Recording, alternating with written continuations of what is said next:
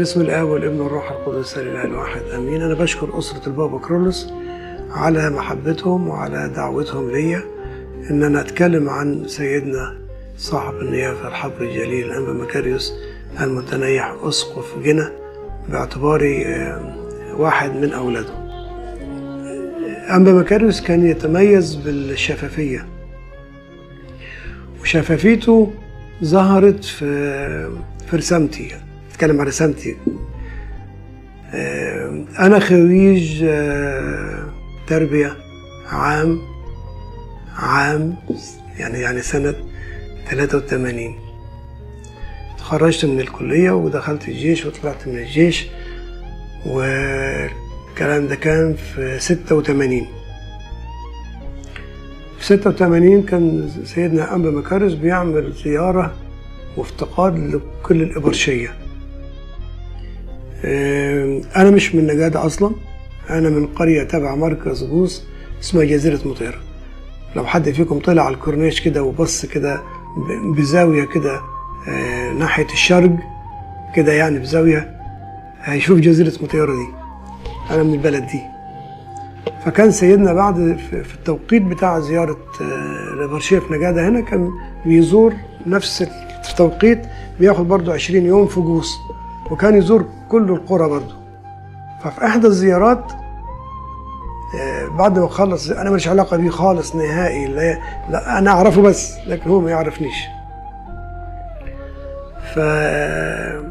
فأقول بشفافيته دعاني للخدمة من غير ما يشوفني ولا يعرفني، من خلال أخ ليا أكبر مني.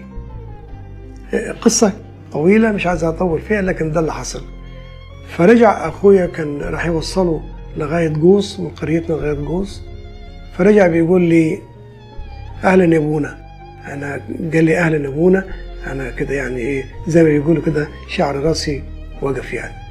فقلت له إيه ليه اللي حصل؟ فقال لي اللي حصل إن سيدنا أنبا مكاريوس وإحنا بنوصله دعاني للكهنوت، دعا أخويا يعني. فأخويا قال له لا أنا ماليش في الكهنوت وما ينفعش يا سيدنا. فسأله قال له أنت معاك إيه مؤهل؟ قال له أنا معايا دبلوم تجارة. فأنا ليا أخ سيدنا أصغر مني بيشتغل مدرس مع بكالوريوس تربية. قال له خلاص نرسم دوكا. طب نرسم دوكا على إيه يعني؟ يعني إيه نرسم دوكا؟ بالمنطق كده ترسم دوكا تعرفه إزاي؟ ومين دوكا؟ يعني مين الشخصية دي؟ يعني هل هو يعني كامل العقلية، شخص عادي، شخص طبيعي؟ يعني ما علينا. فقلت له ده كلام طريق وانت تسالي طريق، فما تحطش في دماغك الموضوع ده يعني. فشلت الموضوع ده من دماغي. كان نسيت اقول لكم، قالوا السنة الجاية نرسم كاهن. بالفعل الغريب بقى ان ده بالفعل في السنة اللي بعديها، في الزيارة اللي بعديها، كنت رحت صليت قداس مع أحد الآباء كان متنيح اسمه أبونا أنطون. فالمتعارف عليه إن أبونا بعد القداس بياخد قربان الحمل ويروح يسلم على سيدنا بعد القداس. لكن أنا فوجئت أبونا بيقول لي راح فين يا أستاذ؟ قلت له أنا مروح يعني. فقال لي طب تتعب تاخد القربانة دي وتروح تسلم على سيدنا وتقول له أبونا بيصب على نيافتك وكده. فخدت القربانة ورحت بقول لسيدنا صباح الخير، واديته القربانة قلت له أبونا بيسلم على نيافتك. وقعدت. فوجئت بقى دخل أبونا، كان أب اعترافي أبونا المتنيح أبونا مينا عزيز، كان بيخدم في الكوس وكان أب اعترافي. فبيقول له سيدنا ده الأخ أيوب، مش كان اسمه أيوب، قال له ده الأخ أيوب اللي احنا اتكلمنا عليه امبارح وكده. فبص لي سيدنا وقال لي بقول لك. قلت له نعم يا سيدنا. قال لي عايزين نرسمك جسيس. فوجئت أنا بقى. فطبعا حاولت أرفض. فسألني سؤال، قال لي بتشتغل إيه؟ قلت له بشتغل مدرس. فقال لي الحقل الخدمة في حقل التربية والتعليم أفضل ولا حقل رب المجد؟ طبعا كان السؤال مش محتاج إجابة، وبناء عليه قال لي يلا قوم اتجوز. وتمت الرسامة في نفس السنة، في سنة 87. أنبا مكاريوس حبيبنا من زمان، ومعجزاته كبيرة وكثيرة لا تحصى ولا تعد معانا.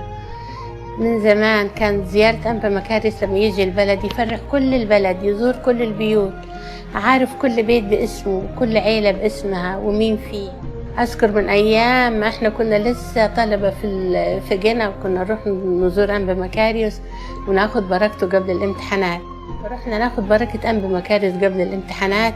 كانوا 4 بنات، 3 وكنت أنا معاهم الرابعة. فبنقول له سيدنا ادعي احنا داخلين على امتحانات، كنت زمان الامتحانات صعبة ونخاف منها وكده، فأدينا بركة عشان ندخل بيها الامتحان.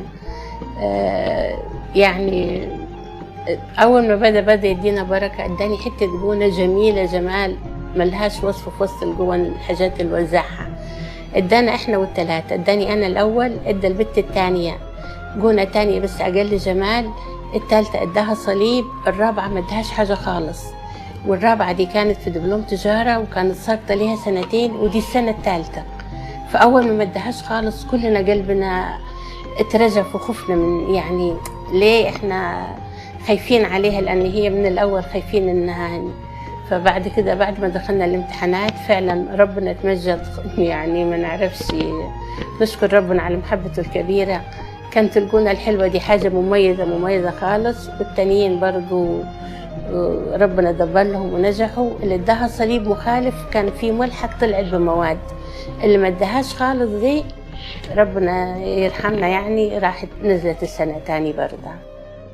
واجبات عملها معي، هو كان يعزني جدا جدا جدا. وكان لما يعني هو بقنا يسأل علي الكهنة ايه اخبار ميلاد، فالكهنة كان يعني ايه ميلاد عشان يسأل عليه ده، ايه ميلاد عشان يسأل، ولا يسأل على الكهنة ولا يسأل على ميلاد. فكان دي حاجة محبة من ربنا يعني. وانا كنت لما اروح هناك كأني يعني داخل بيتي. فكانت الاول اي قضية فيها شيء، يعني في قضية بسيطة كان معايا ليف حليم من نقادة هنا، والقاضي قال لي سنة سجن. ايه يا اخوي ليف حليم؟ قال لي لا يا راجل احتمال يخليها لك 6 شهور. انا رحت لسيدنا قاعد يضحك سيدنا وقال لي ايه فيه؟ قلت له يا سيدنا قضية كده، وقال لي القاضي سنة سجن. قاعد يضحك قال لي وقتها الجلسة؟ قلت له يوم كذا. لا ما تخاف.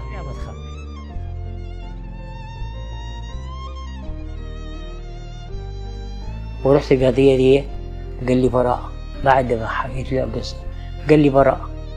فأنا بالنسبة للمشكلات اللي هي حصلت معاي وآمنت إنه قديس، أنا أولا كنت أعمل في تصدير الفرق اللي هي شغل النسيج النجاة اللي كانت بتشتغل كل نجادة، وصدرت رسالة للسودان تصدير رسمي عن طريق وزارة التجارة.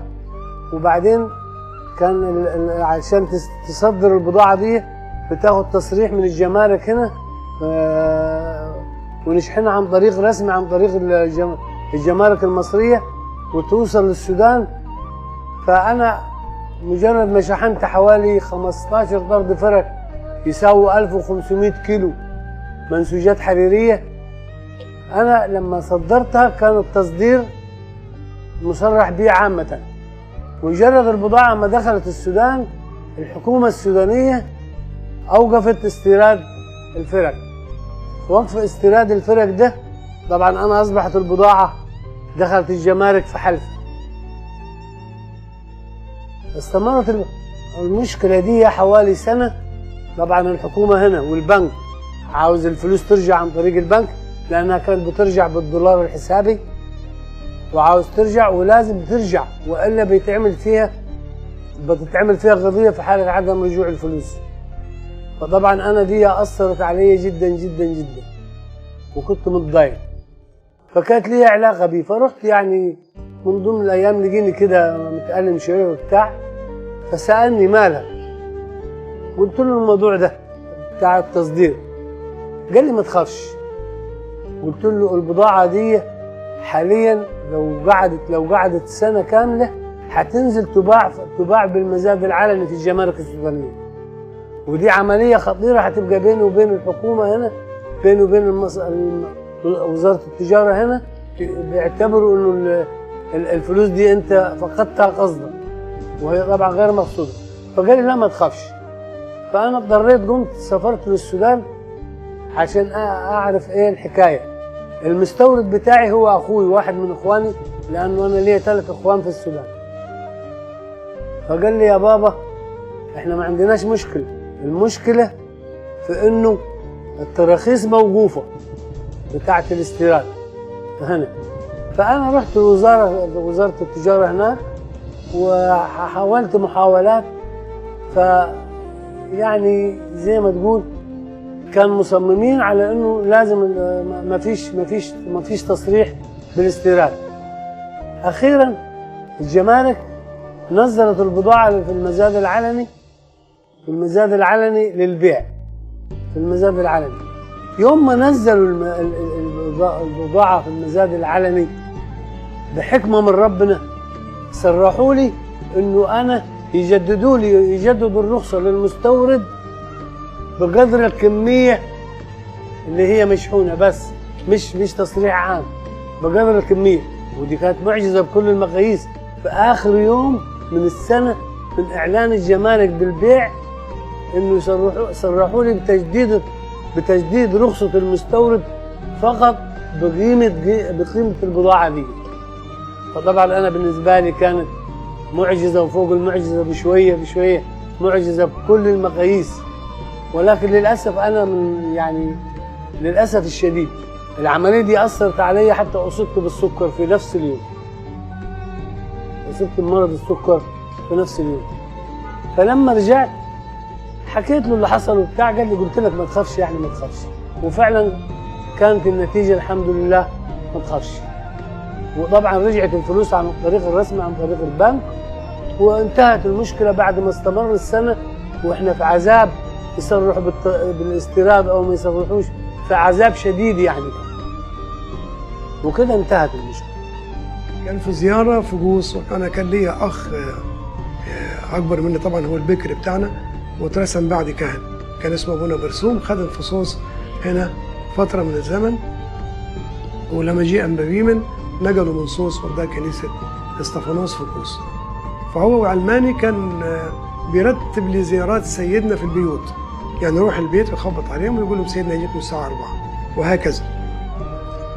ففي احدى الزيارات هو بيخبط على بيت من البيوت ودخل، قال لهم سيدنا هيجيكم الساعه كذا. فسالوا قالوا له يا اخ، كان اسمه وهيب، فقالوا له يا اخ وهيب عايزين سيدنا يقعد عندنا، يعني يقعد يحكي شويه كده. فهو بيحب ايه عشان نقدمه له ونعطله عشان يقعد معانا شويه. فقالوا ماما بيحب الفول سوداني. فهي طبعا موظفه الشقه وتعبانه ويعني عامله كل حاجه.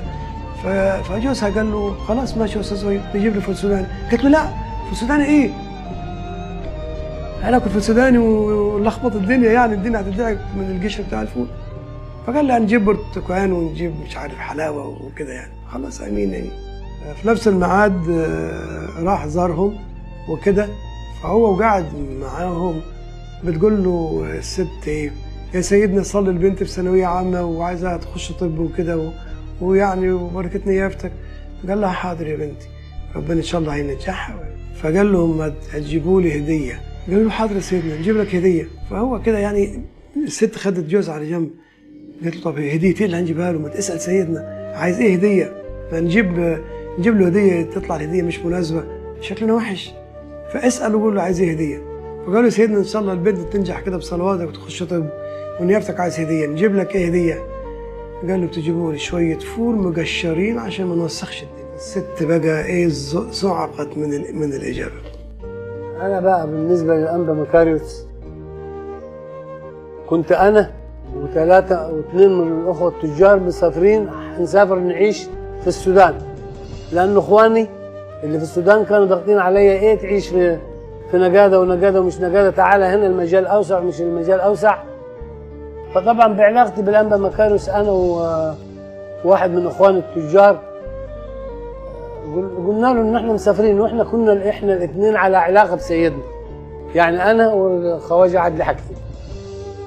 فقلنا له احنا مسافرين، وكان معانا واحد ثالث قال انت وعدلي ما تسافروش يا سيدني، المجال اوسع والدنيا اوسع، وشفت المشكله اللي احنا فيها بتاعت الاستيراد والتصدير، فقال لا ما تسافروش، هتسيبوا العذراء ودميانة؟ ما تسافروش يعني ما تسافروش. المهم احنا عاندنا احنا الثلاثة، واحنا الثلاثة سافرنا وخدنا اولادنا واولادنا معانا، وكانوا اولاد صغيرين. رحنا السودان، احنا الاثنين لم نوفق في السودان نهائي.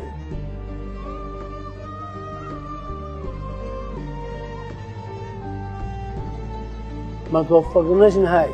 الاخ الثالث اللي راح معانا ده نجح جدا جدا جدا، نجح وبقي من كبار التجار في السودان.